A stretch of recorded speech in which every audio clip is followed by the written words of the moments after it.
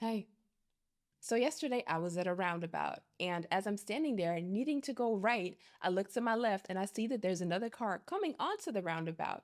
So I stand there and I wait, thinking I'll just let the car pass before me and then I can go after this car and actually make my right. So I'm standing there waiting patiently. What do you know? I see this car coming onto the roundabout and it actually takes another turn. The turn right before mine. So I didn't actually have to wait. I could have just gone on my merry way and taken my turn. And I remember sitting there in my car just thinking, sir or ma'am, could you have not turned on your turn signal? Because if you had done that, if you had told me you were going left, I wouldn't have been standing here waiting for you. I could have just been on my way. That's our theme for today, turn signals.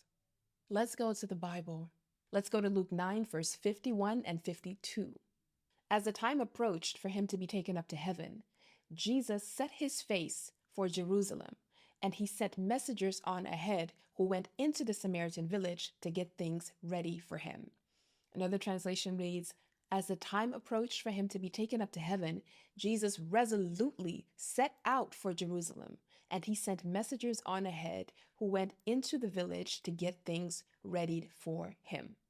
I absolutely love this verse, especially the translation that reads, Jesus set his face toward Jerusalem. Jesus had something in mind. He had a mission in mind, and he was becoming more and more aware that his time to go on the cross for us was nearing.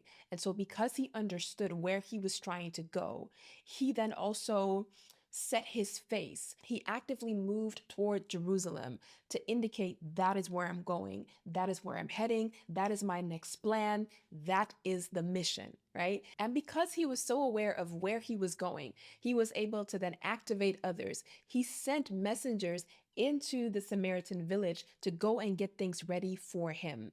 If he didn't know where he was going, if he was just sort of wandering around, still sojourning, still traveling, he wouldn't know how to activate other people to go and get things ready for him. I heard Brene Brown say once, clear is kind. When you know who you are, what you stand for, what you want, what you need, what you require from other people, it makes it easier for you to go about your life because you have some sort of standard from which you make decisions, from which you have convictions and opinions. But it also means that you can signal what you stand for to others, and they can, in response, then decide how to interact with you or go about their lives in a different way.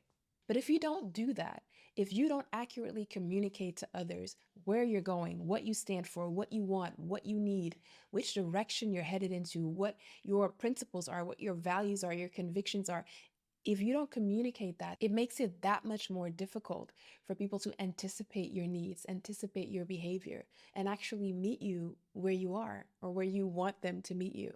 So, another way to look at turn signals is to view them as external representations of what's going on internally. So, let's say you say you've come to faith, right? And you love God and you love Jesus. Jesus says, those who love me obey my commands. So, that means that there is an internal experience of love. And based on that, or flowing from that, is this external demonstration of that. If a spouse cheats, and you decide to forgive them, there needs to be more than just a verbalization of remorse. You need to also see external demonstration of that remorse, don't you? You know how sometimes you see these reels or these TikToks and people go, when I win the lottery, I won't say anything, but there will be signs. Basically, it's the same thing. If there has been an internal change or determination, then there need to be external signs. In essence, the behavior's got to be the evidence. For God so loved the world. There was an internal feeling there that he gave his only son, external demonstration, so that we wouldn't perish but have eternal life. And there's the impact of that demonstration, the impact of that internal feeling. So using turn signals in life, in our relationships, interactions with other people, really does require just a level of self-awareness, first of all. Second, it requires a level of discipline, I would say, and courage as well. It's much easier to just go left or right without considering anyone else.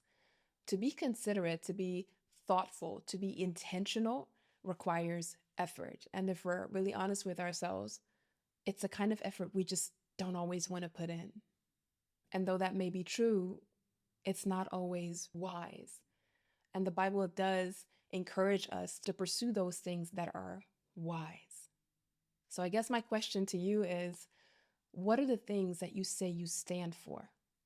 And then also, what are the signals that demonstrate that clearly?